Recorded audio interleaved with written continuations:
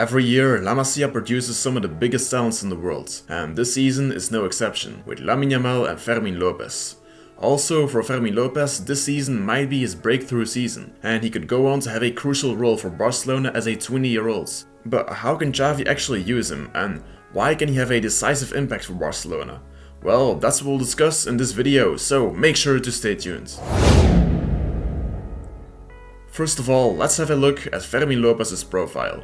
His most comfortable position is to play as an out-and-out central midfielder, who connects defense and attack and creates the play as an interior. He can also make runs forward into the box and is more of a playmaker than a temporizing midfielder. So he's quite an attacking interior. That means that Xavi can also use him as a high interior at the left wing position, where João Felix now plays, in a similar role as Gavi when he played there. But he even fits this role better. His attacking positioning and finishing seem to be great, and his shooting is also amazing. Those are both things that Gavi isn't that great at, and that you want a real attacking player to have. So Fermin Lopez is quite a versatile player, as you can play him in both the creative interior role and in that roaming left winger role. His qualities are perfect for both of these positions. His positional awareness is great and he knows very well what the situation on the pitch around him looks like. His dribbling is excellent too. His passing and vision are really good as well, and his shooting is phenomenal too. There are some things that he's less good at, like ball recovery, but overall, as a 20-year-old coming from La Masia, Fermin Lopez has got everything to probably break through in these coming months. But where does he really play at his best? How can Xavi get the most out of him? Well, of course, Fermin Lopez isn't a starting 11 player, and given the depth and quality that Barcelona have, it'll be difficult for him to really cement himself into that lineup. So, he might still have to accept being a Swiss knife being used as a wildcard in different roles and positions. But for him to be at his very best, you do really just want to play him in that central interior role.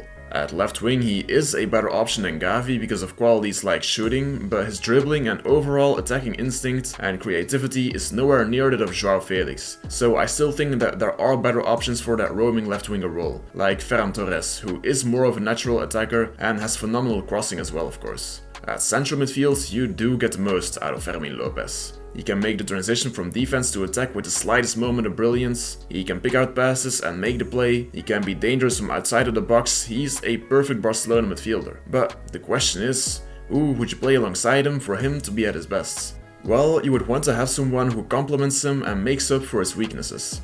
And Gavi could exactly be that player. With him, you have someone who is great at ball recovery and who often stays deeper in possession, while Gavi isn't good at shooting from distance and won't really make unpredictable runs into the box. But that's something that Fermin Lopez does offer you. So this midfield duo is very interesting, and it's probably the way to really make Fermin Lopez play at his very best.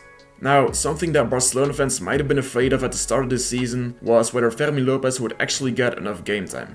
As we just said, his best position is as an out-and-out interior, and Barcelona have no shortage of world-class central midfielders. Luckily for Fermin Lopez though, there is something called injuries. One of the big problems of modern football is that the calendar is way too stacked with games. Barcelona often play 3 games in the space of 7 days, have to travel a lot for those games as well, and sometimes there will even be useless international breaks with friendlies that just increase the risk of these players getting injured. It's one of the most frustrating things about today's football world. You just know that, first of all, you're going to need to rotate your starting lineup at some point because of this relentless schedule, and also that some players will just get injured. Against Sevilla, for example, Rafinha got injured to his hamstring, probably partly because of his body being overloaded. And that opened the door for Fermin Lopez to come in and play the rest of that game. And for the rest of the season, it's inevitable that Xavi will be more than happy to have him on his hands to prevent more injuries and to still have a quality backup player. But if you play, you still have to convince Xavi, otherwise you will never break through. And that is something that Fermin Lopez definitely hasn't failed to do up till now. The pace and the intensity of Barcelona's first team are no problem for him to handle. And he plays as if he's already been here for 2 years. He's adapted very well and he's not afraid of doing anything. He knows his role, understands his teammates, and actually has a very positive impact on the team. In the time that he has had, he showed what he can do, and in the next few months he'll undoubtedly have even more of an impact, both because he has deserved a chance like that, and because Xavi will really need him to rest or replace some of the other players.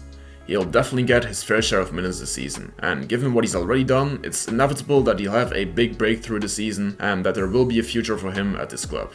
The story for Fermin Lopez has really just begun. That was it for today's video. Make sure to leave a like and subscribe if you enjoyed it, and feel free to share your own opinion in the comments down below.